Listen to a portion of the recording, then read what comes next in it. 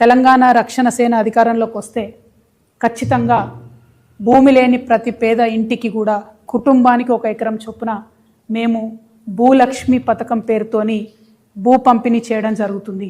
నేనే అధికారంలోకి వచ్చేదాకా ఆగాలి, అప్పటి వరకు పేదలు పేదగా ఉండాలి అనట్లే.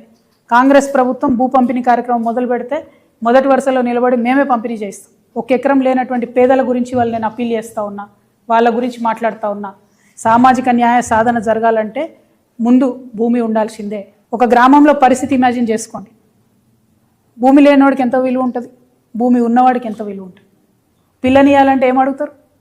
ఇల్లుందా, భూమి ఉందా, జాగుందా అని అడుగుతారు. ఆ విలువ ఉండద్దా, సామాజిక గౌరవం ఉండద్దా? దానికోసం నేను ప్రయత్నం చేస్తూ ఉన్నా.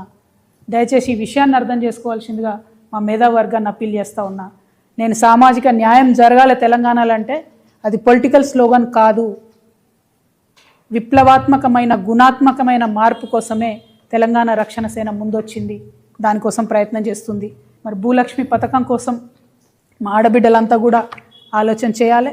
మీ ఆడబిడ్డగా సమాజంలో గౌరవం సాధించాలంటే ప్రతి కుటుంబానికి కనీసపు ఆస్తి ఉండాలి, 1 ఎకరమన్న జాగు ఉండాలని బలంగా నమ్మే వ్యక్తిగా నేను ఈ పథకాన్ని ప్రవేశపెడతా ఉన్నా. మీ అందరి సంపూర్ణ మద్దతు, ఆశీర్వాదం తెలంగాణ రక్షణ సేనకు ఉంటుందని చెప్పి భావిస్తున్నా. నిజంగా 1 సెకండ్ ఆలోచిద్దాం. యాజ్ హ్యూమన్ బీయింగ్స్, 1 అర్ధ గజం భూమి ఉంటే, 1 గుంట భూమి ఉంటే ఎంత కాన్ఫిడెన్స్ ఉంటుంది. నేను ఉట్టిగా నిర్ణయం తీసుకోలేదండి. దాదాపు 2 నుంచి 3 వేల మంది మహిళలతో ఇంటరాక్ట్ అయ్యి, పేద మధ్యతరగతి అగ్రవర్ణాల్లో ఉన్న పేదవాళ్ళతో అందరితో ఇంటరాక్ట్ అయిన తర్వాత వాళ్ళని అడిగినా నేను ఏం కావాలి అంటే, మేము రేపు చచ్చిపోతే మమ్మల్ని ఏడగాలేయాలి, 6 అడుగుల భూమి లేదు మాకు అని బాధపడుతున్న పరిస్థితి నేను చూసిన. అట్లా అనేకమైన అంశాలు చూసిన తర్వాత, చాలా రిపోర్ట్ స్టడీ చేసిన తర్వాత, ల్యాండ్ అవైలబిలిటీ చెక్ చేసిన తర్వాత, పాసిబిలిటీ చెక్ చేసిన తర్వాత మాత్రమే నేను ఈ ప్రపోజల్ పెడతా ఉన్నాను. 1 ఏకర్ 1 ఫ్యామిలీ ఇవ్వగలుగుతాం. ఉంది ల్యాండ్, ఇచ్చే మనసు ఉండాలి. రేపు మేము వచ్చిన తర్వాత పరిపాలన అమ్మ మనసుతో జరుగుతుంది కాబట్టి అందరికీ కూడా, పేదవారందరికీ ఖచ్చితంగా దొరుకుతుంది. ఎందుకంటే గౌరవం ఇవ్వాలి, గౌరవం రావాలి అంటే ల్యాండ్ ఓనర్షిప్ ఉండాల్సిందే. అది ఇవ్వాలంటే కూడా మనకు నచ్చినా నచ్చపోయినా భూమి లేనో తీరు చూస్తారు, భూమి ఉన్నో తీరు చూస్తారు.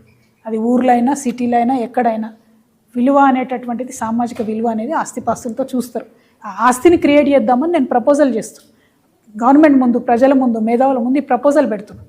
మా పార్టీ నుంచి ఈ అంశాన్ని సీరియస్గా తీసుకుంటాం. రేపటి నాడు అధికారంలోకి వచ్చినాక దాన్ని అమలు చేస్తామనే మాట ఇస్తా ఉన్నా తెలంగాణ సమాజానికి.